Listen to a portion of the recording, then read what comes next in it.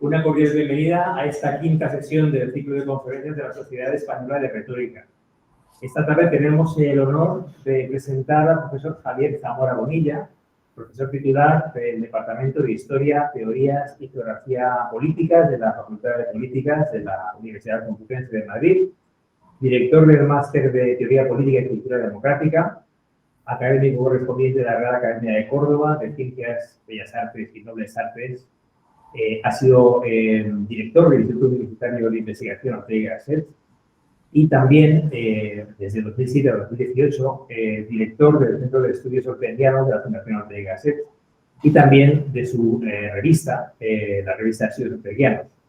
Su currículum es muy extenso, es un gran experto en teoría política, que imparte en la Facultad de Políticas y en el pensamiento político de filósofo José Ortega y Gasset. Tiene una nutrida lista de publicaciones que, bueno, pues para no ser demasiado prolijo y dejarle su tiempo completo y no recorrer más espacios, no voy a leer. Pero bueno, entre sus publicaciones yo destacaría dos libros recientes: Ortega y Gasset, La aventura de la verdad, desde 2022, y bueno, con Antonio Garrigues Walker como prologuista, y Meditación de la técnica, ensimismamiento y alteración como editor literario en Biblioteca Nueva 2015, entre una nutrida lista también de publicaciones, contribuciones, artículos en las mejores revistas de pensamiento político, teoría política y, en fin, es una persona muy conocida en el campo de los estudios orteguianos. Para nosotros es un honor que nos hable esta tarde, desde el punto de vista que nos interesa a la sociedad de retórica, de la retórica política de nuestro español por excelencia de este siglo XX. Y bueno, pues sin más y con más sentido de agradecimiento, en el nombre de toda la Junta Directiva de la Sociedad de Retórica, Javier, cuando quieras tienes la palabra. Me voy a quedar el micrófono, aunque te había dicho que no. Muchas gracias, David, muchas gracias, profesor Hernández de la Fuente, por la presentación y por la invitación a impartir esta conferencia. Aunque algo hablaré de la retórica de Ortega, me va a poder el profesor de ideas políticas y voy a hablar mucho de política, ¿no? Empezando por el título, ¿no? Una invocación a la concordia, ¿no? Invocare es un llamamiento, es llamar, ¿no? Y la concordia es que los corazones latan juntos, latan a la vez, latan al unísono, ¿no? Frente a la concordia, que es ir juntos, los corazones, está la discordia, ¿no? Que es que los corazones vayan cada uno por su cuenta y haya odio entre ellos, ¿no? Creo que hoy nos hace falta en este momento mucha concordia, pero porque tenemos demasiada discordia, pero yo, lamentablemente, de lo que voy a hablar va a ser de hace un siglo, ¿no? De las Cortes Constituyentes de la Segunda República y no del momento actual. He dividido la conferencia en 5 apartados, pero en realidad solo voy a tratar con cierta profundidad el 3 y el 4, ¿no? Del 2 diré algo y del 5 apenas nada, porque dudo que tengamos tiempo. Es importante, para situarnos en la importancia, en la repercusión que tuvieron los discursos de Ortega durante la República, en las Cortes Constituyentes, que situemos quién era Ortega en 1931, porque a veces se tiene la imagen de que es un diletante, él mismo lo dice de sí mismo, ¿no? Que llega a la política, pero en realidad Ortega lleva haciendo política como intelectual desde su juventud, desde 1907, que empieza a publicar artículos de corte político en el periódico Su Familia, en El Imparcial. No ha dejado de hacer política como intelectual, insisto, en todo ese tiempo, ¿no? Es verdad que en la época de la República va a suponer un cambio sustancial, porque va a crear primero una agrupación, luego la va a transformar en partido político y va a ser diputado y va a influir en la redacción de la Constitución republicana de 1931 y del Estatuto de Cataluña en 1932, que es de lo que voy a hablar principalmente. Este es el Ortega de finales de los 20, principios de los 30, ¿no? Es el principal intelectual, junto a Unamuno, Es verdad que en ese momento Unamuno, que se ha opuesto muy firmemente a la dictadura de Primo de Rivera, se ha exiliado en Fuerteventura, en París. La vuelta de Unamuno a España tras la caída de Primo de Rivera es impresionante. Se habla que van 10.000 personas a recibirlo a Andaya, ¿no? Pero aún así Ortega compite con él, ¿no? en la atención del público. Desde 1902, que empezó a publicar en la prensa, no ha dejado de publicar en la prensa. Casi todas las semanas podemos encontrar, a partir de 1904, un artículo de Ortega. Incluso en algunas semanas, 2 o 3 artículos. Pero no olvidemos que Ortega es, sobre todo, un filósofo y está construyendo en ese momento su filosofía de la razón vital histórica, de la que hoy, evidentemente, no me va a dar tiempo a hablar, aunque haré alguna referencia. Y además, en ese momento, en 1930-31, Ortega empieza a ser muy famoso fuera de España. Algunas de sus obras se han traducido hace años, pero sobre todo la que va a causar ese impacto en el extranjero es La rebelión de las masas, que entre 1931 y 1932 se traduce al inglés y al alemán y se convierte en un auténtico bestseller. Bueno, como decía antes, Ortega, desde muy joven, ¿no?, ha intervenido en política. En 1914, 13-14, ha creado la Liga de Educación Política Española, que presenta con la famosa Conferencia Vieja y Nueva Política. En 1917, con Nicolás María de Urgoiti, va a fundar el diario El Sol, del que va a ser editorialista durante 3 años, hasta 1920. Muchos de los editoriales de El Sol son de Ortega, están en el Estadillo cuando hicimos las obras completas, ¿no?, que estaban allí para cobrarlos también, ¿no? Y por eso sabemos que son suyos. En alguno pone Lolita Castilla, su secretaria, dice don José que no es suyo, ¿no?, para no cobrarlo, ¿no? Porque claro, todos escribían como Ortega, ¿no? Escribían con las ideas de Ortega en el Sol, ¿no? Bueno, en ese año, 1900 finales, El Sol sale el 1 de diciembre de 1917. Entre el 17, 18 y 19, Ortega va a escribir muchísimo de política y va a proponer un programa mínimo de gobierno que tiene 3 patas principales: la reforma constitucional, la política social, un programa muy socialdemócrata, y la descentralización. No me detengo en explicarlo porque se nos iría el tiempo. Sí me interesa destacar que en este último punto, en el de la descentralización, Ortega en 1918 habla de organización federativa, que España debe organizarse federativamente. Bueno, vamos a ver cómo eso cambia y en la República va a defender un modelo autonómico frente al modelo federal. En 1922, uno de los libros, no es de los que a mí más me gusta, pero que tiene mayor repercusión de Ortega, es España invertebrada, donde intenta hacer un análisis histórico de las causas de los males de España, si utilizamos la retórica de finales del 19, los males de la patria, ¿no?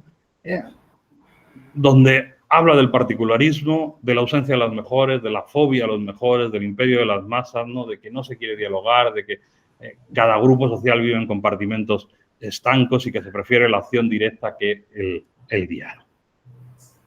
En el año 20, Ortega deja de escribir tanto de política, aunque nunca va a dejar de escribir del todo. Y en los años de la dictadura de Primo de Rivera, a partir de 1923, va a escribir varias series de prensa, de las que aquí me interesa destacar sobre todo una que se llama La redención de las provincias. El último artículo lo llevó el general Primo de Rivera varios días en el bolsillo y no autorizó su publicación.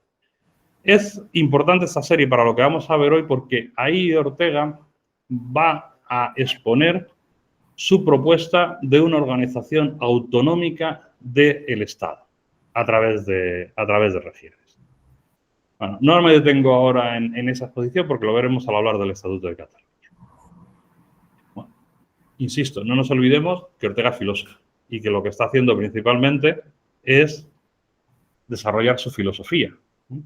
Ese libro que vemos ahí, que se publicó de forma póstuma en 1957, que es Filosofía, es un curso de 1929.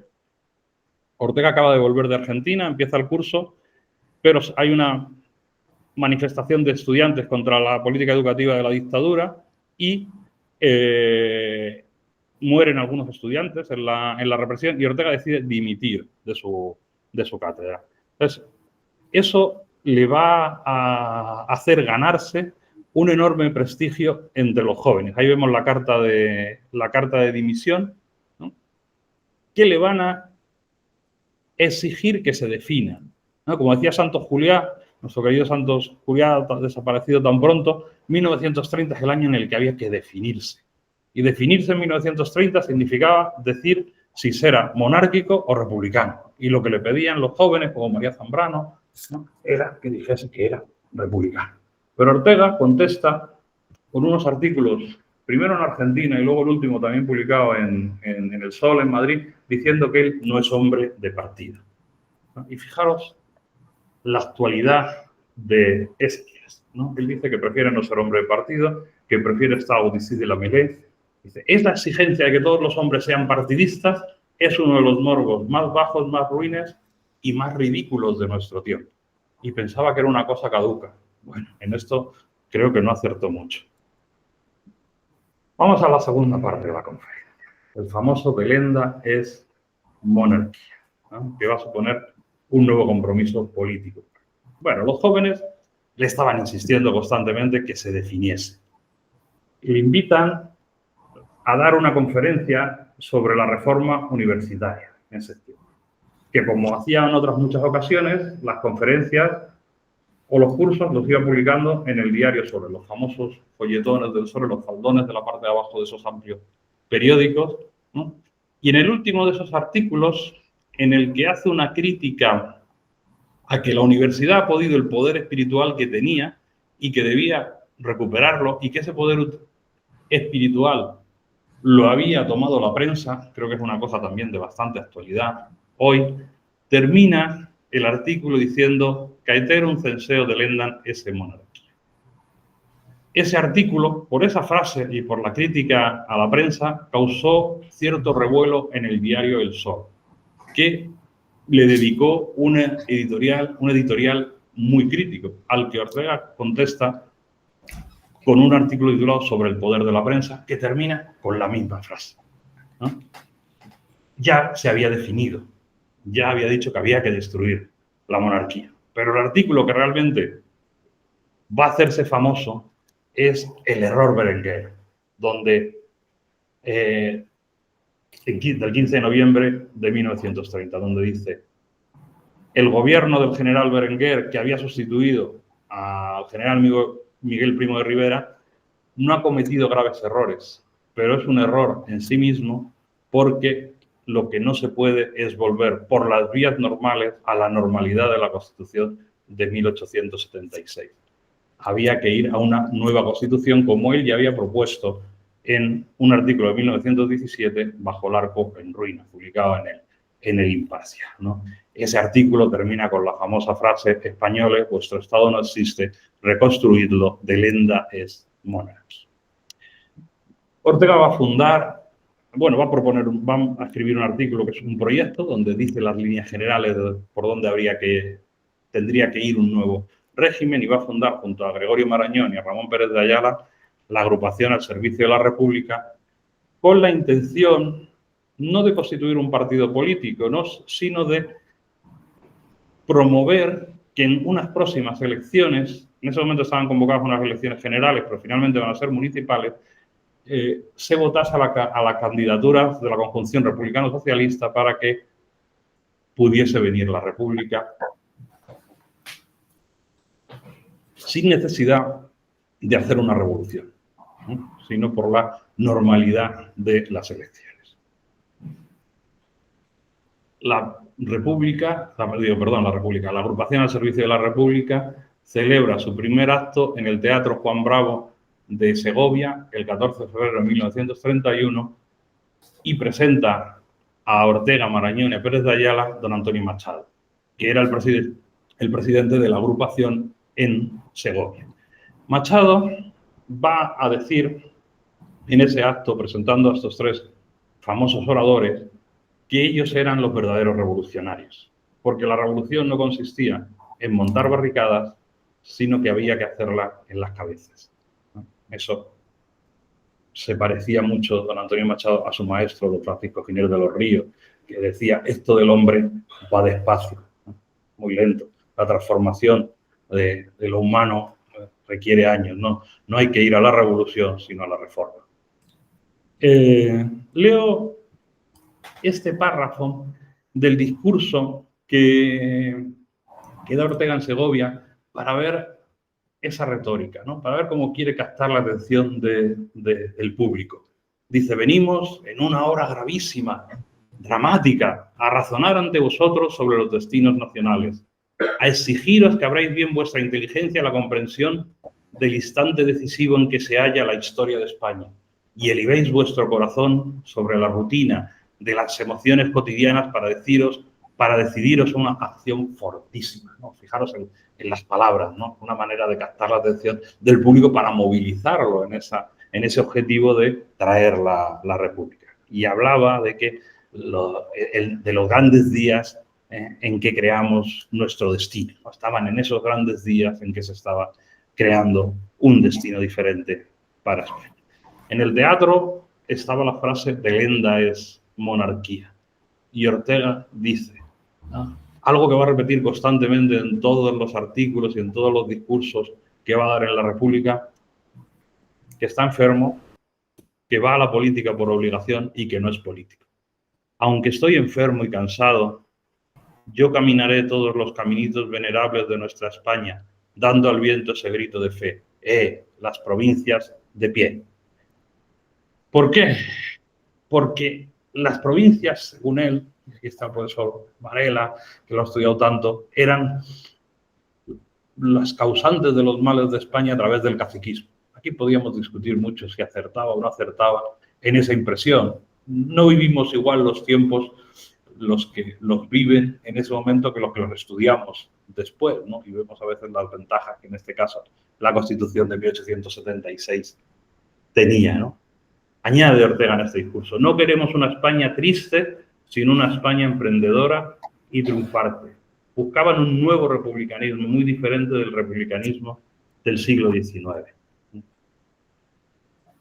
Y concluye otra llamada de atención al público para mover sus emociones. Os lo pido por vuestra ciudad viejísima, por honor del pasado segoviano que tuvo siglos de esplendor, por los surcos de vuestra tierra dura, por los pinos de vuestras serranías, por las arrugas venerables que labran la faz de vuestros labriegos, por el sino de vuestros hijos. Os pido que nos ayudéis a hacer una España magnífica. Bueno, me imagino que la gente salía removida de ahí, hay que traer la República, ¿no? Bueno, la agrupación al servicio de la República, como decía antes, va a apoyar las candidaturas de la conjunción republicano-socialista en las elecciones municipales del 12 de abril y, como todos sabemos, el 14 de abril se proclamó la Segunda República, que, según cuenta la familia, uno de los que estaba en ese balcón que ven ahí, que es el de la hoy Comunidad de Madrid, ¿no? Era Eduardo Ortega y Gasset, ¿no? El que hizo la bandera republicana, ¿no? Se había proclamado la República en Eibar, en Vigo. Madrid es una de las primeras grandes ciudades en que se proclama la República. Ortega saluda la sencillez de la República en un artículo publicado el 23 de abril. Se ven obligados a transformar la agrupación al servicio de la República en un partido político y a expulsar a todos los que militaban en otros partidos, un poco a regañadientes, pero con la idea de poderse presentar a las elecciones a Cortes Constituyentes que se convocarían para el 28 de junio de 1931, a las que Ortega se va a presentar y va a salir elegido por la circunscripción de León. Ahí ven el acta de las elecciones en las que sale su nombre. En León dio dos discursos, uno en la Plaza de Toros y otro en el Teatro Principal, ¿no? Ya sabéis que yo ni soy ni he sido nunca nada. He sido lo menos que se puede ser. Un hombre que metido en un rincón piensa sobre España. Yo no soy lo que suele llamarse un político. Me faltan para ello muchas dotes y casi toda la vocación. Bueno, esto va a estar repitiéndolo constantemente. Y además, era verdad, ¿no? No era un político. Se había metido en política porque el momento le parecía que obligaba a ayudar a su país a una transformación. Bueno, luego salió como salió, como veremos, pero en ese momento la sensación que tenían ese grupo de intelectuales es que había que transformar el país. Bueno, vamos a la parte central, al grueso de la conferencia, que ya va avanzando el tiempo. Los discursos de Ortega en las Cortes Constituyentes. Me salto estas dos diapos que vienen después, que es el programa de la agrupación al servicio de la República. Ahí vemos el carnet como diputado, en realidad el carnet para circular en el tren. Y porque algunos de esos puntos esenciales del programa de la agrupación al servicio de la República, que es un programa bastante socialdemócrata, ¿no?, nos van a ir saliendo en los discursos. Bueno, Ortega va a dar 4 discursos en las Cortes Constituyentes. El primero, sobre política general, en realidad era las primeras sesiones para que el gobierno provisional de la República se transformase en un gobierno elegido por las Cortes. Luego 3 discursos sobre el proyecto de Constitución y dará 3 discursos más sobre el Estatuto de Cataluña cuando se discuta en 1932. Conocemos otros 3 manuscritos de discursos que esbozó, pero que no llegó a pronunciar ni dejó escritos completamente, pero que publicamos, bueno, los había publicado ya don Paulino Garagorri y nosotros los recogimos en la nueva edición de las obras completas. Bueno, en el primer discurso que da en las Cortes, lo primero que hace es recordar a los diputados qué es lo que están haciendo allí, ¿no? Que están en unas Cortes Constituyentes que van a emprender nada menos que la construcción del gigantesco edificio de un nuevo Estado, ¿no? Y que hay que hacer una democracia actual, no una democracia decimonónica. Nada de divagaciones, ni de tratar frívolamente problemas que solo una labor técnica difícil puede aclarar. Sobre todo, nada de estultos e inútiles vocingleos, violencias en el lenguaje o en el ademán. No me digan que no tiene también actualidad. Porque es de plena evidencia que hay, sobre todo, esta frase se hizo muy famosa, 3 cosas que no podemos venir a hacer aquí. Ni el payaso, ni el tenor, ni el jabalí, ¿no? Muchos seguro que se habían representado en esos 3 días de discursos que llevaban. Mostró también su apoyo al gobierno, pero dijo, esa adhesión nuestra al gobierno no implica entusiasmo suficiente por la figura general de su política, sino que le pedía al gobierno ya en julio que modificase su política. Bueno, ¿qué aspectos podemos destacar también de este discurso, ¿no? Ortega pide que se cambie la tonalidad de la política. Con esto quería decir principalmente a los diputados que se dejase de hablar de revolución, que la República había venido por unas elecciones y que había habido unas elecciones a Cortes Constituyentes que eran las que ahora iban a hacer una Constitución. No estamos en un proceso revolucionario, ¿no? El segundo aspecto en que insistió también mucho en esos años, esos 2 años, es que había que diseñar un programa económico para la República, de forma que se pudiese constituir en pueblo de trabajadores aumentando la riqueza nacional. Pidió también un aplauso para Azaña, que había hecho una importante reforma militar, a pesar de que, como todos sabemos, pues no se llevaban especialmente bien, más bien de animadversión de Azaña hacia Ortega que de Ortega hacia Azaña. E insistió a los diputados catalanistas que no se convirtiesen en un islote acantilado, ¿no? Sino que tenían que ahormar sus corazones, ¿no? Tenían que latir al unísono, como decíamos antes, por eso esa invocación a la concordia que he puesto como título. Respecto a los socialistas, en un guiño a su amigo y compañero de facultad, Julián Besteiro, les decía, cualquiera que sea la distancia que yo esté de la totalidad de esta teoría marxista, son mis comunidades con ella muy sobradas para que podamos marchar juntos mucho tiempo. Y la última parte del discurso. La política es y tiene que ser siempre, pero más que en momentos de iniciación histórica, un proyecto de futuro común, un proyecto de futuro común que un gobierno presenta a su pueblo. La política no podía ser solo, que es lo que le criticaba al gobierno, ir solucionando los problemas que surgían, sino que había que presentar un proyecto, ¿no?, de futuro, ¿no? Había que presentar nuevos horizontes, había que dar un horizonte a la juventud, Esto no me digan que no tiene también actualidad. Terminó su discurso diciendo que el gobierno se tenía que suceder a sí mismo, es decir, tenía que recibir su legitimidad no de las elecciones municipales del 12 de abril, sino de las Cortes Constituyentes. E insistía en esta idea de que la revolución, de que la República no había llegado por una revolución, ¿no? Sino que la revolución estaba hecha en la gente cuando se produjo la transformación del 12 de abril. Si no, esa votación hubiera sido imposible. Los revolucionarios no debían ocupar todos los resortes del poder. Había que dejar un amplio espacio para más gente. Bueno, el discurso causó una gran sensación, ¿no? La prensa al día siguiente se hizo eco. Luis de Tapia le dedicó uno de esos ripios tan famosos de la época, ¿no? Muy buenos poéticamente, que decían, todo llega, y por fin llegó el discurso del profesor Pepe Ortega. El profesor Pepe Ortega, aunque pega cuando habla, no es un orador de pega. Por su arte y manera griega, va a torear más corridas, muchas más que el otro Ortega, Domingo Ortega, que era amigo del filósofo. Ayer, tras Lúcida Brega, salió en hombros de la plaza. Bueno, la cultura taurina entonces estaba mucho más difundida y todo el mundo entendía estos ripios y la importancia de los.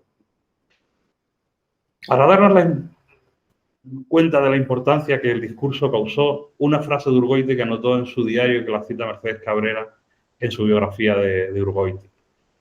A Urgoiti Ortega le había hecho perder el Imparcial y el Sol por su posición política en los dos momentos. A pesar de eso, dice el día del discurso, en el concepto público siempre apareceré, cuando la gente se dé cuenta, como un colaborador muy secundario, si se quiere, pero un positivo colaborador del gran artista y filósofo.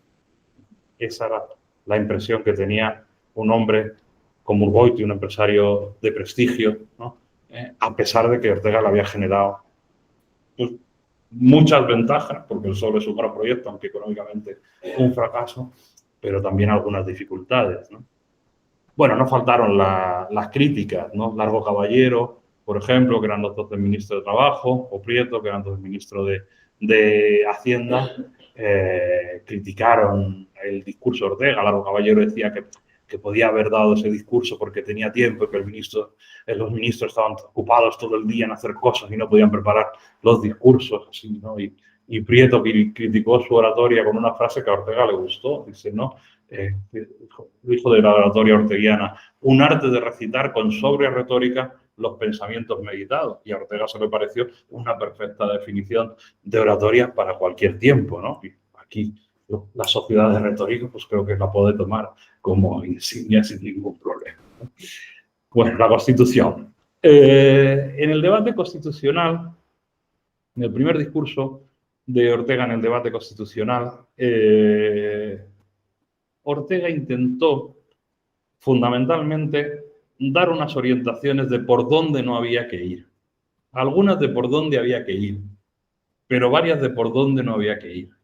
Y una de las cosas que dijo es que, estando bastante de acuerdo con el proyecto constitucional que se había presentado, se habían incluido en la Constitución lo que él llamó cartuchos detonantes, que podrían hacer explotar esa Constitución, ¿no? Y esos cartuchos detonantes tenían mucho que ver con el espíritu de propaganda de los partidos que apoyaban al gobierno y de la incontinencia del utopismo, decía, refiriéndose a socialistas y sindicalistas, principalmente a los radicales socialistas, donde estaba su hermano Eduardo, ¿no? Es frecuente que en sus discursos y en sus escritos de esta época Ortega se refiera siempre a la monarquía como la monarquía de Sagunto, para recordar su origen por el golpe de Estado del general Martínez Campos, ¿no?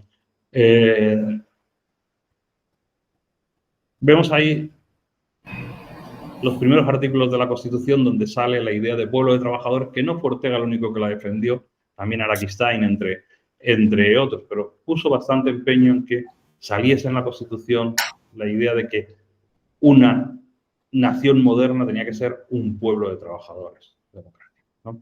2 raíces son necesarias y suficientes para que el roble de la República, ¿no? Claro, el roble de la República, algo fuerte, ¿no? Más fácil de derribar, ¿no? Claro, estamos en unos momentos donde, aunque los monárquicos habían quedado muy desconcertados, pues la República no estaba ni mucho menos asentada, ¿no?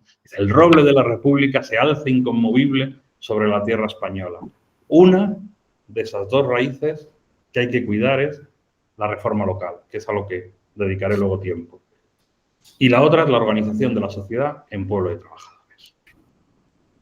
Yo no pido la organización de España en grandes regiones por razones de pretérito, sino por razones de futuro.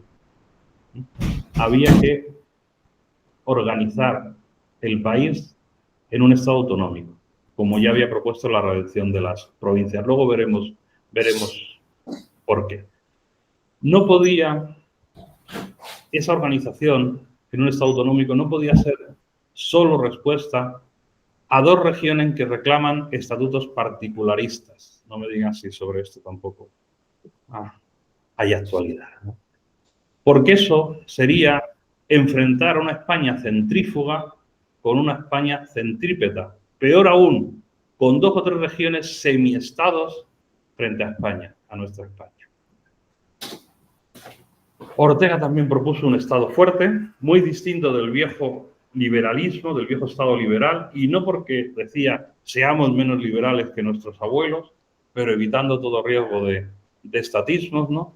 Propuso un gobierno fuerte y un parlamento fuerte, los 2 con sus competencias, ¿no? Pero que el parlamento no pudiese estar constantemente frenando al gobierno. Eso es un debate muy interesante de toda la época, por ejemplo, a través de Kelsen y la Constitución de Weimar y la Constitución de Austria, ¿no?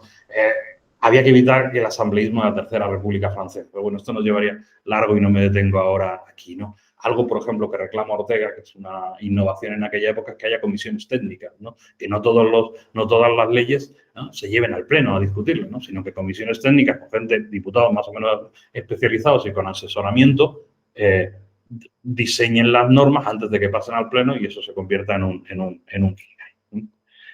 También discutió, me paso por encima de esto, sobre cómo tenía que ser la elección del presidente de la República. Defendió que fuera un sistema unicameral y defendió la separación de la Iglesia y el Estado, asumiendo el Estado las cargas de culto y clero. En unas veces dice 5 años, otras veces dice 10.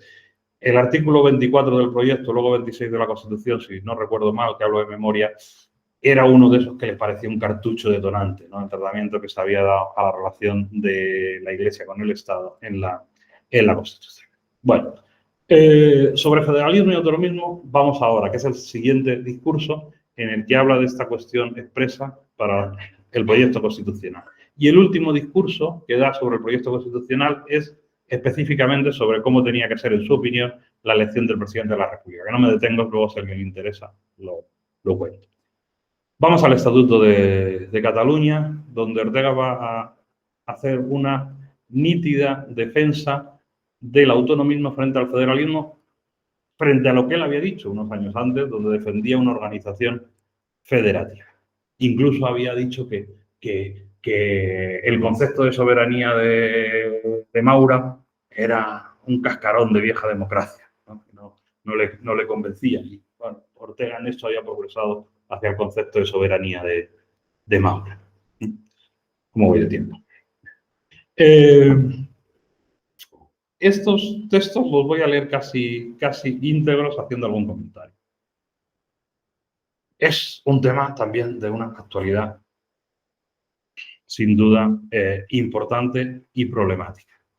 El autonomismo es un principio político que supone ya un Estado sobre cuya soberanía indivisa no se discute. El autonomismo no habla una palabra sobre el problema de la soberanía. Lo que dice es que hay que descentralizar competencias. Hay que descentralizar el ejercicio del poder, pero no habla de la soberanía. La descentralización puede ser mayor o menor, puede ser solo administrativa, también política. Frente a esto, el federalismo, en cambio, hoy federalismo se utiliza en otro sentido, ¿no? Podemos luego discutirlo también si se quiere, ¿no? El federalismo, en cambio, dice, no supone el Estado, sino que al revés, aspira a crear un nuevo Estado, con otros estados preexistentes, Y lo específico de su idea se reduce exclusivamente al problema de la soberanía. El federalismo se preocupa del problema de soberanía. El autonomismo se preocupa de quién ejerza, de cómo haya manera de ejercer en forma descentralizada las funciones del poder público que aquella soberanía creó. Porque la soberanía no es una competencia cualquiera, no es propiamente el poder, no es ni siquiera el Estado, sino que es el origen de todo poder, de todo Estado y en él de toda ley. Es la soberanía la facultad en su raíz preestatal y prejurídica de las decisiones últimas o primeras. Esto lo podemos debatir, también muy interesante, según el orden en que queráis contar. Es, pues, el fundamento de todo poder, de toda ley, de todo derecho, de todo orden. Es la voluntad de una colectividad de convivir, de seguir juntas. Una soberanía unitaria significa, por tanto, la voluntad radical y sin reservas de la convivencia histórica.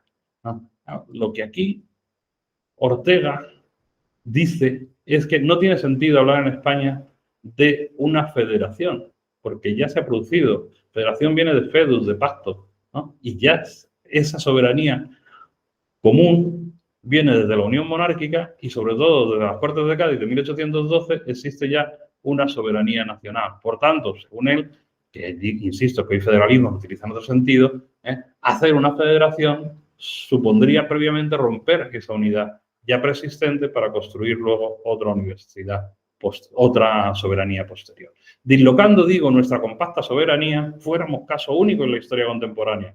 Un Estado federal es un conjunto de pueblos que caminan hacia su unidad. Un Estado unitario que se federaliza es un organismo de pueblos que retrograda y camina hacia su dispersión. Bueno, mediten sobre cómo se configura la unidad de Estados Unidos o la de Alemania frente a la de España o la de Francia, para entender lo que Ortega está diciendo cuando habla de autonomismos frente a federalismo. Bueno, en los tres discursos sobre el Estatuto catalán, Ortega insistió sobre este tema, ¿no? Hizo un discurso doctrinal, a pesar de que Companys había criticado que se hicieran discursos doctrinales, pero él dijo, ¿pero qué voy a hacer yo, un profesor de metafísica, sino hacer un discurso doctrinal, ¿no? Soltar la calderilla de unas reflexiones, ¿no? Bueno, en el primero de esos discursos habló de la famosa conllevancia, la que tanto se habla ahora, ¿no? Porque dijo que el problema catalán no se podía resolver, era un problema en el fondo sentimental, un problema que solo se puede conllevar, ¿no? Había una parte de los catalanes catalanistas, que querían vivir aparte del todo común de España. Es lo que llamaba él apartismo, señoritismo, particularismo, ¿no? Entonces, esa parte sentimental del problema era difícilmente resoluble. Hacia dejemos al margen esa parte, dejemos al margen la cuestión de la soberanía y vayamos a acuerdo, a concordia en todo lo demás. Bueno, propone toda una serie de cosas que no me voy a detener ahora. Y para terminar, ya con estos 2 minutos, Ortega se desencantó pronto de la marcha que tomaba la República y pidió en diciembre del año 31, había llegado la República en abril, una rectificación de la República. Pero desde muy pronto ya había ido dando avisos, ¿no? En mayo, tras la quema de conventos e iglesias en varias ciudades españolas, publicaron unas cuartillas, Gregorio Marañón, Pérez de Ayala y Ortega, como los líderes de la agrupación al servicio de la República, diciendo que eso no podía ser, ¿no? Que eso era, como había dicho Ortega en otra ocasión, una democracia morbosa, ¿no? Que la democracia no era el pueblo en la calle, sino que era algo más que eso, ¿no? En otro texto, de junio, Pensar en grande, Ortega escribía, se está haciendo todo lo contrario de lo que hay que hacer, ¿no? Gentes con almas no mayores que las usadas por los coleópteros han conseguido en menos de 2 meses encanijarnos esta república niña, que como sabéis es como se le llamó a la niña, a la república, y hacerle perder el garbo aquel con que nació, aquello que Ortega llamó la sencillez con la que había llegado a la república, ¿no? Pidió cambiar de signo a la república, criticaba que se refiriese constantemente a la idea de revolución, y el 9 de septiembre de 1931 publicó un artículo que removió algunas estructuras del régimen naciente, ¿no?, que se titula Un aldabonazo, ¿no?, donde pedía que no se falsificase la República, que se guardase su originalidad, y terminaba diciendo: no es esto, no es esto, la República es una cosa, el radicalismo es otra, sino al tiempo. Y desgraciadamente el tiempo le dio la razón, ¿no? El 6 de diciembre de 1931 dio una famosa conferencia en el Cinema de la Ópera, aquí en Madrid, que tituló Rectificación de la República. Propuso la constitución de un gran partido nacional, invitando a Miguel Maura a que lo dirigiera si se quitaba ese lenguaje extemporáneamente derechista, decía en la conferencia. Miguel Maura no tomó el guante, Ortega hizo una cierta campaña para constituir el partido, para transformar la agrupación en ese partido nacional, pero no tuvo nada de éxito y disolvió en octubre de 1932 la agrupación al servicio de la República. Se había dado cuenta muy pronto, como dice en el manifiesto de la agrupación al servicio de la República en enero de 1931, que ensayos como el fascismo y el bolchevismo marcan la vía por donde los pueblos van a parar a callejones sin salida. Por eso apenas nacidos padecen ya la falta de claras perspectivas. Hoy el fascismo y el bolchevismo no están en nuestro horizonte más cercano, pero sí el populismo. Eso tiene también una enorme actualidad, ¿no? Por eso Ortega invocó una política de concordia en la que cupiesen todos. Reclamo, pues, le dijo, contestando a Indalecio Prieto, el pleno derecho a hacer una política poética, filosófica, cordial y alegre, que a pesar de esta retórica que nos puede parecer vana, cuando estudiamos todos los proyectos políticos que Ortega planteó, vemos que detrás de ellos había una enorme reflexión sobre lo que necesitaba en ese momento España, sobre lo que necesitaba su país. Se le hizo poco caso, como él decía y como dijo su hermano Eduardo cuando murió. Muchas gracias por su atención.